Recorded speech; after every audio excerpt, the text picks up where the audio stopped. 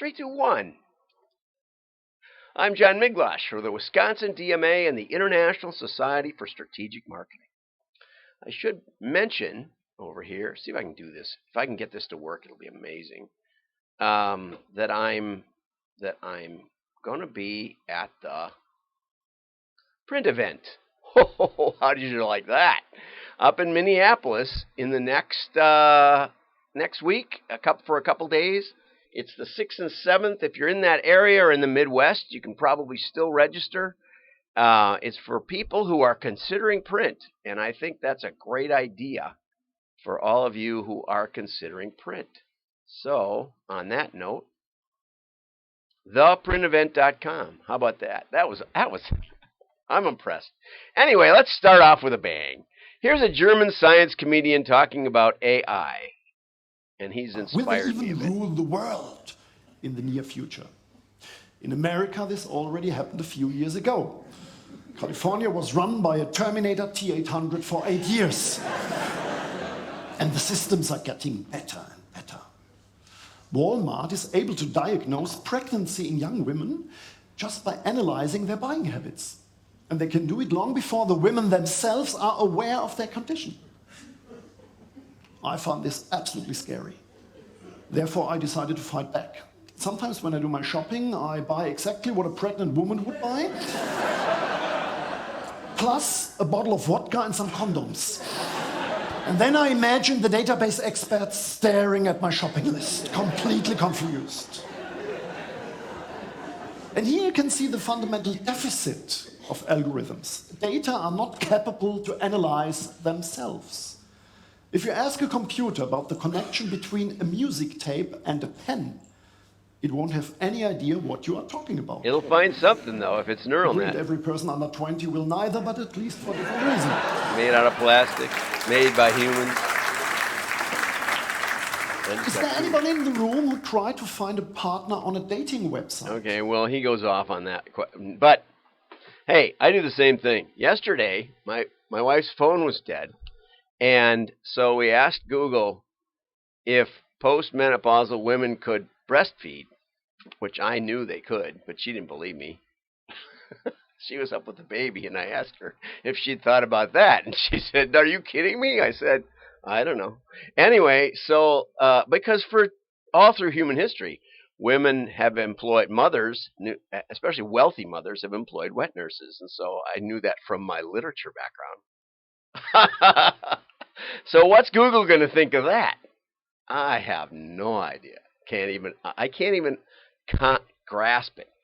And on that note, Lenovo did a big study, pretty big study. They did 15,000 people, and they found out that 75% of parents say their kids are more likely to look up information online than ask them for help. Now, it wasn't universal across the world. And 60% of moms and dads included in the survey admit they've secretly looked up information online and passed on that knowledge as something that they knew all along. Yes, I have done that, but I usually admit to it because my kids call me Google. And, what was the original name of the Belgian Congo or something? And I that one I didn't know, which I admitted, but I do know a lot of them. And now I can't remember what it was, but it'll come to me later after the show's over. In Germany, just 54% of the survey takers said their kids are more likely to turn to a computer rather than parental help. Lenovo points out that may be because that country has been very wary about tech in general. See? And I'm mostly German, 3/4 German, so that may be it. Now, this was interesting down here. In the U.S., 40% of moms and dads are skeptical about technology, but in India, 91% are positive. I'm skeptical. Because I get text messages from my kids, how do I get to the blank? It's like, well, they don't want to make a decision because they can text message me. So I have to tell them, I have to ban them and block them from text messaging at 10 in the morning because they like to do that, which makes them mad, and then we fight about why I should be able to block everything, which I've now done, and everything's blocked. So now I miss phone calls in case you call me. Okay, here's another one in the irony department. Google holds court to save Mother Earth, the 3-day Google event that they held in a Sicilian seaside resort on how to save the world from global warming had, it says, dozens of private jets. There were 114 private jets, and a jet is nothing compared to the mega yachts that many of them stayed on while they were there. Woo-hoo-hoo! But good for Sicily. That they need some cash in their society, so that isn't too bad. Google spent $20 million, but they didn't pay expenses to get there, probably because of the cost of private jets. They didn't want to fly everybody on a private jet. But as we've noted before in last week's George Gilder interview conversation, Google has huge, some 90, I think, server farms around the world that need to be near rivers because they suck so much power for cooling and for powering the servers. So, Google, think about that someday, okay? It's not all green. Okay, yesterday I talked about Gillette's toxic masculinity ad. I just read a straight-up interview by the CEO who said, well, we had to do something. And I agreed we had to do something. But, suddenly yesterday, there was an article, and there were a bunch of them. I just picked the Washington Times. I know that's kind of you might disagree with that, but I'm trying to present both sides. And basically it said that Procter & Gamble took a write-down of $8 billion in Gillette alone. Non-cash write-down. I don't know exactly what that is. Maybe inventory. They had excess inventory. I don't know what. But anyway, Gillette's infamous toxic masculinity ad may cost Procter & Gamble more than anyone imagined. $8 billion? Oh, that's a lot. That sounds like a lot to me. It says, perhaps P&G isn't willing to come forward, yet the fact that they made monumental error in assuming men would take toxic masculinity commercial well, but they should soon. And this is why I went to the Washington Post. I found lots of articles about the $8 billion write-down. MSN, Yahoo Finance, just all over the place. But all they said was, increased competition from Harry and Dollar Shave Club.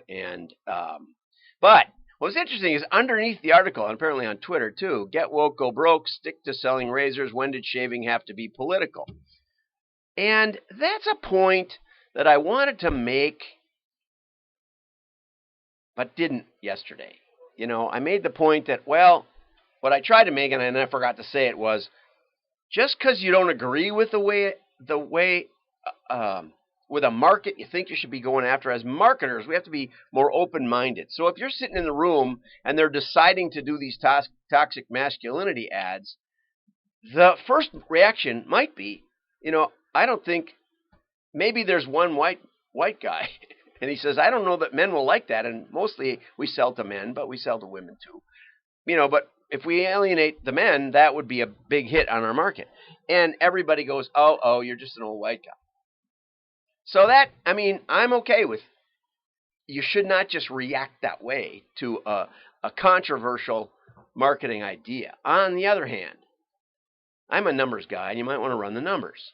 So this is what I said about pennies when they hired the guy from Apple to run their marketing. And I said, and they started revamping the stores, making them high fashion, and they put gay family couples in their advertising. And I said, now, not just couples with kids, okay? And I said, first of all, I wasn't sure about what percentage of America was gay couples, but I didn't think it was more than 5%. In fact, it's something like that for total LGBTQ combined, and only a very small percentage, I think, are married. Don't know. But of those, even a smaller percent have kids.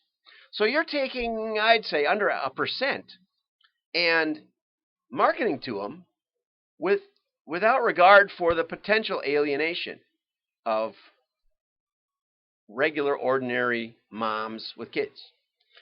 And what happened was two things. One, nobody was convinced that J.C. Penney was high fashion. Nobody ever thought that. And if you were an alternative lifestyle and you had a snappy outfit and they said, "Where'd you get it?" and you said J.C. Penney, I just can't imagine that you wouldn't be laughed at for that.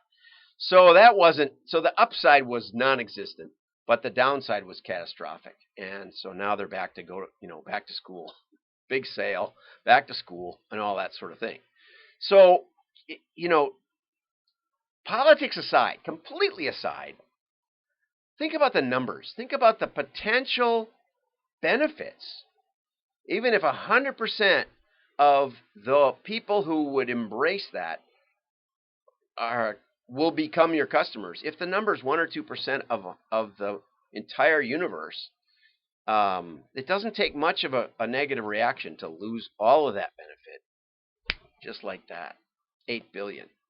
So I wanted to bring that side in because I didn't see any numbers mentioned by the CEO, and I think he should have. And it looks like we're out of time. Have a great day. I hope it makes you think about the numbers. We can start with numbers. It's not about the politics. So have a great day. Like and share. And I keep trying to say this.